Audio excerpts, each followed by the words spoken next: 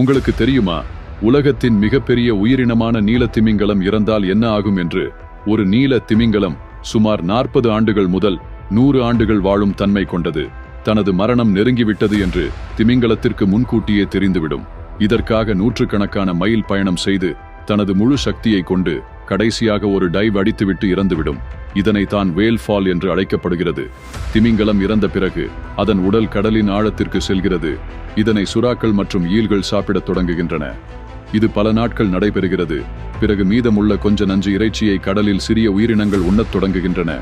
ஓசாடெக்ஸ் எனப்படும் புழுக்கள் எலும்புகளை உண்ணத் தொடங்குகின்றன. பிறகு எலும்புகளில் இருந்து வெளிப்படும் ஹைட்ரோஜன் சல்பேட் மற்றும் மெத்தேன் கேஸை நம்பி பாக்டீரியாக்கள் வரத் தொடங்குகின்றன. இந்த பாக்டீரியாக்களை உணவாக நம்பி சின்ன சின்ன மீன்களும் சின்ன சின்ன கடல்வாழ் உயிரினங்களும் வரும். இதனால் புதிய உணவு சங்கிலி உருவாகிறது. இந்த செயல்முறை 100 ஆண்டுகள் வரை நடைபெறுகிறது. இறுதியாக இந்த திமிங்கலம் மூலமாக சுமார் 400க்கும் மேற்பட்ட வெவ்வேறு உயிரினங்களும் ஆயிரக்கணக்கான உயிரினங்களும் உணவு கிடைத்து பயனடையும். இதனை பற்றி நீங்கள் என்ன நினைக்கிறீர்கள் என்பதை கமெண்டில் கூறுங்கள். இதனை போன்று தினம் ஒரு விஷயத்தை தெரிந்து கொள்ள என்னை பின்தொடருங்கள்.